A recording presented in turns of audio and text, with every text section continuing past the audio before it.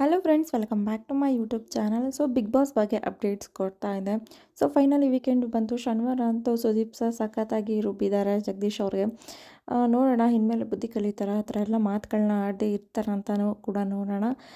So Sudeep sir ಹೇಳಿದ್ದಾರೆ, ನಿಮ್ಮ ಅಪ್ರಾಣಿಗೂ ಇನ್ನು ಶೋನ ಹಾಳು ಮಾಡೋದಕ್ಕಾಗೋದಿಲ್ಲ ಅಂತೆಲ್ಲ ಹೇಳಿದ್ದಾರೆ. ಹಾಗೆಯೇ ಕೊಂಡ್ಕೋತೀನಿ ಅನ್ನೋದೆಲ್ಲ ನೀವು ಮಾಡಿ ಜೋಕು ಅವತ್ತು ಹೇಳಿದ್ದು, ಅದರಲ್ಲಿ ತಪ್ಪೇನಿಲ್ಲ ಅಂತ ಕೂಡ ಅವ್ರಿಗೆ ಟಾಂಗ್ ಕೊಟ್ಟಿದ್ದಾರೆ.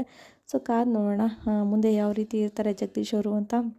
ಸೊ ಅದು ನಂತರ ಒಂದು ಟಾಸ್ಕ್ ಥರ ಕೊಡ್ತಾರೆ, ಅಂದರೆ ಫ್ಲಾಪ್ ಯಾರು ಮತ್ತು ಸೂಪರ್ ಹಿಟ್ ಯಾರು ಅಂತ ಹೇಳಿಬಿಟ್ಟು. ಸೊ ಅವ್ರವ್ರ ಒಪಿನಿಯನ್ನ ಅವ್ರವ್ರು ಹೇಳಬೇಕು. ಐಶ್ವರ್ಯ ಅವರು ಫ್ಲಾಪ್ನ ಸುರೇಶ್ ಅವ್ರಿಗೆ ಕೊಡ್ತಾರೆ. ಸೊ ಅವ್ರು ಏನೇ ಅಂದ್ಕೊಂಡ್ರು ಪರ್ಸ್ನಲಾಗಿ ತಿಳ್ಕೊತಾರೆ, ನನ್ನ ಜೊತೆ ಮಾತಾಡೋದಕ್ಕೆ ಇಷ್ಟ ಇಲ್ಲ ಅಂತ ಹೇಳ್ತಾರೆ, ತೀರಾ ಪರ್ಸ್ನಲಾಗಿ ತಗೋತಾರೆ ಮಾತನ್ನ ಅಂತ ಸುರೇಶ್ ಅವ್ರಿಗೆ ಫ್ಲಾಪ್ನ ಕೊಡ್ತಾರೆ.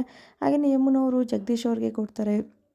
ಅದಾದ ನಂತರ ಹಂಸವರು ಕೂಡ ಜಗದೀಶ್ ಅವ್ರಿಗೆ ಕೊಡ್ತಾರೆ. ಹಾಗೆಯೇ ಭವ್ಯ ಕೂಡ ಸುರೇಶ್ ಅವ್ರಿಗೆ ಕೊಡ್ತಾರೆ. ಸೊ ಹಾಗಾಗಿ ಅವ್ರವ್ರ ಒಪಿನಿಯನ್ ಅವ್ರವ್ರು ತಿಳಿಸ್ತಾರೆ.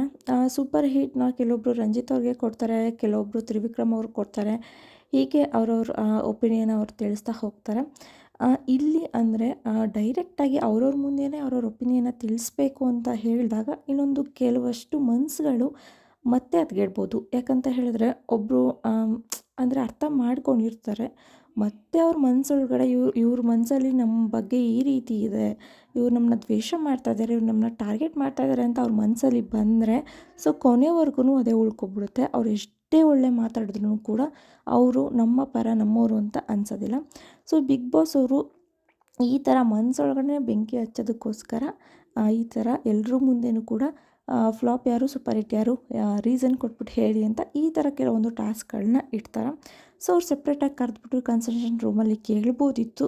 ತುಂಬ ಸೀಸನಲ್ಲಿ ಆ ಥರ ಮಾಡಿದ್ದಾರೆ, ಬಟ್ ಕೆಲವೊಂದು ಸೀಸನ್ಗಳಿಂದ ಅವ್ರ ಮುಂದೆನೇ ಹೇಳೋ ಥರ ಮಾಡಿದ್ದಾರೆ. ನಾಮಿನೇಷನು ಅಷ್ಟೇ ಕನ್ಸೆಷನ್ ರೂಮಲ್ಲಿ ಕರೆದ್ಬಿಟ್ಟು ಕೇಳ್ತಾಯಿದ್ರು, ಬಟ್ ಇತ್ತೀಚಿನ ಕೆಲವೊಂದು ಸೀಸನ್ಗಳಲ್ಲಿ ಎಲ್ಲರ ಮುಂದೆನೂ ಕೂಡ ನಾಮಿನೇಷನ್ ರೀಸನ್ ಏನಿದೆ, ಯಾಕೆ ನಾಮಿನೇಟ್ ಮಾಡ್ತಾಯಿದ್ದಾರೆ ಅಂತ ಅವ್ರ ಮುಂದೆನೇ ಹೇಳಿಬಿಟ್ಟು ಕೊಡಬೇಕಾಗಿದೆ. ಸೊ ಇದರಲ್ಲಿ ಸ್ವಲ್ಪ ಮನಸ್ತಾಪಗಳು ಆಗೋದುಂಟು. ಹಾಗೆಯೇ ಜಗದೀಶ್ ಅವ್ರಿಗೆ ಜಾಸ್ತಿ ಫ್ಲಾಪ್ ಕಾರ್ಡ್ ಸಿಕ್ಕಿದೆ. ಸೊ ಹೇಳ್ತಾ ಇರೋದು ಏನಂತಂದರೆ, ಗೌತಮಿ ಅವ್ರು ಕೂಡ ಅವ್ರಿಗೆ ಫ್ಲಾಪ್ ಕಾರ್ಡನ್ನ ಕೊಟ್ಟಿದ್ದಾರೆ.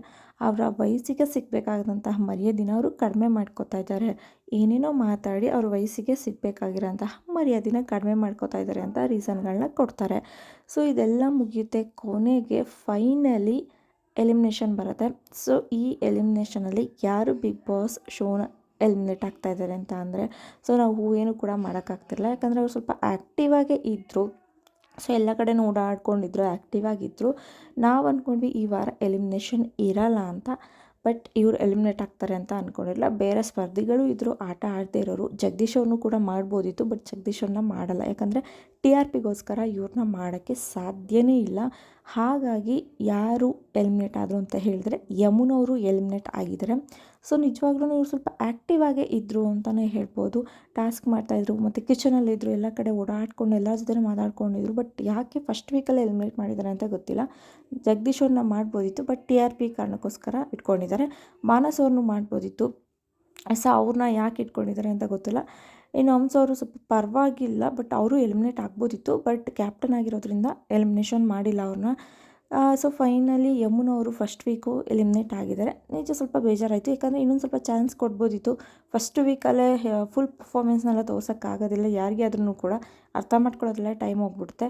ಅಂಥದ್ರಲ್ಲಿ ಅಂದರೆ ವೋಟಿಂಗ್ ಆಧಾರದ ಮೇಲೆ ಯಮುನವ್ರಿಗೆ ಕಡಿಮೆ ವೋಟ್ ಬಂದಿರುತ್ತೆ ಅನಿಸುತ್ತೆ, ಹಾಗಾಗಿ ಎಲಿಮಿನೇಟ್ ಮಾಡಿದ್ದಾರೆ. ಸೊ ಇದು ಮೋಸ ಅಂತ ಅನ್ಸುತ್ತೆ, ಯಾಕಂದರೆ ಸ್ವಲ್ಪ ಟೈಮ್ ಕೊಡ್ಬೋದಿತ್ತು. ಫಸ್ಟ್ ವೀಕ್ ಯಾವುದೇ ಎಲಿಮಿನೇಷನ್ ಇಲ್ಲದೇ ಸೆಕೆಂಡ್ ವೀಕಿಂದ ಮಾಡ್ಕೊಂಡು ಹೋಗಿದ್ದಿದ್ರೆ ಸೊ ಒಳ್ಳೇದಾಗ್ತಿತ್ತು ಅಂತ ಅನಿಸುತ್ತೆ. ಸೊ ನಾವೇನು ಹೇಳಿದ್ರು ಕೂಡ ಅವ್ರು ಮಾಡೋದು. ಸೊ ಫೈನಲಿ ಯಮುನವರು ಎಲಿಮಿನೇಟ್ ಆಗಿದ್ದಾರೆ. ನೋಡೋಣ ನೆಕ್ಸ್ಟ್ ವೀಕ್ ಯಾರು ಎಲಿಮಿನೇಟ್ ಆಗ್ತಾರೆ ಅಂತ. ಇನ್ನು ಮುಂದೆ ಬಿಗ್ ಬಾಸ್ ಮನೆಯಲ್ಲಿ ಹೇಗಿರುತ್ತೆ ಜಗದೀಶ್ ಅವರ ಆಟ, ಸ್ವಲ್ಪ ಮನಸ್ಸಿಗೆ ಬೆಂಕಿ ಹಚ್ಕೊಂಡಿದ್ದಾರೆ. ಕಾದು ನೋಡೋಣ ಏನಾಗಿದೆ ಅಂತ ಹೇಳ್ಬಿಟ್ಟು. ಸೊ ಇನ್ನೂ ಹೆಚ್ಚಿನ ಬಿಗ್ ಬಾಸ್ ಅಪ್ಡೇಟ್ಸ್ಗಾಗಿ ನನ್ನ ಚಾನಲ್ನ ಸಬ್ಸ್ಕ್ರೈಬ್ ಮಾಡೋದಂತ ಮರಿಬೇಡಿ. ಹಾಗೆ ಈ ವಿಡಿಯೋ ಇಷ್ಟ ಆದರೆ ಲೈಕ್, ಕಮೆಂಟ್, ಶೇರ್ ಮಾಡಿ. Thank you so much. Next ವಿಡಿಯೋದಲ್ಲಿ ಸಿಗ್ತೀನಿ.